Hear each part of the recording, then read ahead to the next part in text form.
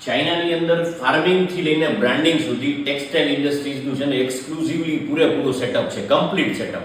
એ પછી નાનું વિલેજ હોય, સિટી હોય કે બીજું કોઈ મોટો ડિસ્ટ્રિક્ટ હોય કે કોઈ પ્રોવિન્સ હોય, એક્સક્લુઝિવલી પેટર્ન સેટ થયેલી છે.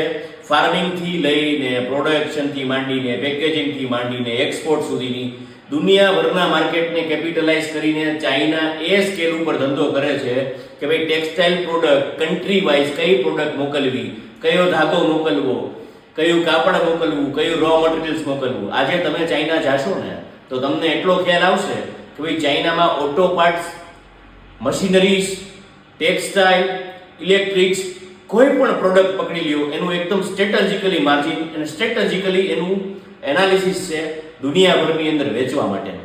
આજે આપણે ટેક્સટાઇલની વાત કરીએ ને તો ટેક્સટાઇલ મશીનરીઝના પાર્ટ્સથી લઈને મશીનરીઝ સુધી, પ્રોડક્શનથી લઈને એક્સપોર્ટ સુધીની બધી માહિતી તમને ત્યાં મળી રહેશે.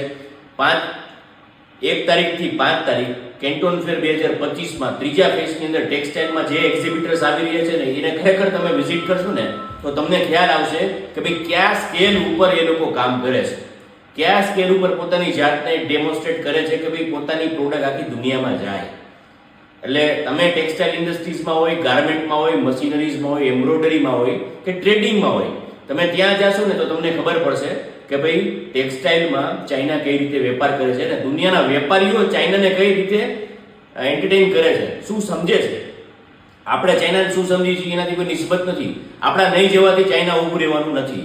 આપણા જવાથી એટલી જરૂર ખબર પડશે કે આપણામાં શું ઇમ્પ્રુવમેન્ટ આવશે, આપણા બિઝનેસને આપણે કયા સ્કેલ ઉપર આગળ જતા વ્યાપાર કરી શકીશું. તો થોડુંક વિચારજો મિત્રો, થોડાક ટ્રાવેલના એક્સપેન્સને કન્સિડર કરશો ને તો એ તમે કદાચ ત્યાંથી લઈને વસ્તુ લઈને વેચી દેશો ને તો બી નીકળી જશે અને વર્ષનો નફો અલગ. ચાઇનામાં 2025માં ત્રીજા ફેઝની અંદર 1 તારીખથી 5 તારીખ ટેક્સટાઇલના એક્ઝિબિટર્સ આવી રહ્યા છે. અચૂક વિઝિટ કરજો. Thank you.